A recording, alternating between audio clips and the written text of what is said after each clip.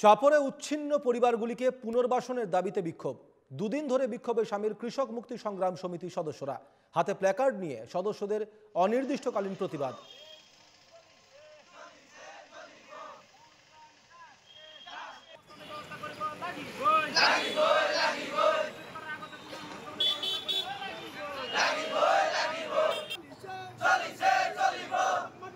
আমার যেটা মূল দাবি ধুবড়ী জেলার চাপর সার্কলের অন্তর্গত সৌরাবাগা সন্তোষপুর চিরাকুটা এই অঞ্চলের 1400 পরিয়ালক গৃহহীন করা হয়েছে, অমানবিকভাবে উচ্ছেদ করে তেওঁলোকক গৃহহীন করা হয়েছে।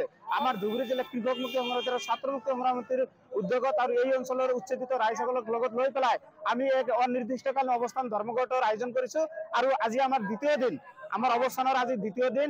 আমি এই অবস্থান ধর্মঘট অবস্থানের জড়িয়তে আমি সরকারক হকিয়াই দিব খুঁজিছো। আর লগতে আমার মূল দাবি হল যে উচ্ছেদিত পরিয়ালসকলক চাপর সার্কলের অন্তর্গত কোনোবা এখন উপযুক্ত ঠাইত তেওঁলোকক ভূমি স্থান দিব লাগিব, কমসে কম 500 বিঘা মাটি দিব লাগিব। আমার দ্বিতীয় দাবিটো হল যে অলরেডি অসমৰ মুখ্যমন্ত্ৰী ডক্টৰ হিমন্ত বিশ্ব শৰ্মা কৈছে যে যিসকলক উচ্ছেদ কৰা হল তেওঁলোকক ভোটাৰ তালিকাৰ পৰা তেওঁলোকৰ নাম কৰ্তন কৰা হ'ব। অলৰেডি যোৱাকালি মেছেজ আহিছে, এই কাৰ্যক আমি নিন্দা জনাইছো। আৰু লগতে ক'ব খুজিছে এজেন্ট ভোটাৰ যাতে ভোটাৰ লিষ্টৰ পৰা যাতে নাম কৰ্তন কৰা নহয়। আমার দ্বিতীয়টো দাবি হল যে উচ্ছেদ করার আগতে কিয় এই লোকসকলক 50,000 টাকার একটা চেক প্রদান করা হয়েছে। আর বয়জেরালগা পাটকু নামৰ ঠাইত কিয় সংস্থাপন করা হল। তেওঁলোকে কৈছে যে তেওঁলোক বলে বাংলাদেশী। সরকারে কৈছে যে এই অঞ্চলের উচ্ছেদিত রাইজসকল বাংলাদেশী। যদি বাংলাদেশী হয়েছে তেওঁলোকে কিয় 50,000 টাকার মানি চেক দিলে আৰু তেওঁলোকে কিয় দ্বিতীয় এখন ঠাইত স্থানান্তৰ কৰিব খুজিছে।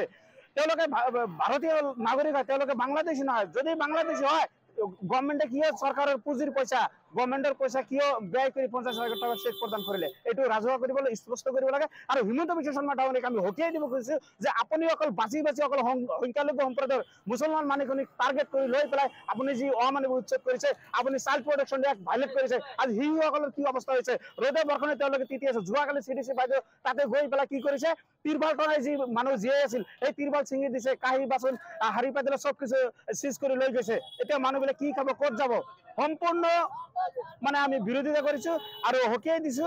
আৰু লগতে ক'ব খুজিছে আমাৰ দাবী যেতিয়ালৈকে মানি নল'ব তেতিয়ালৈকে আমি আমাৰ অৱস্থান ধৰ্মঘট আমি চলাই লৈ যাম।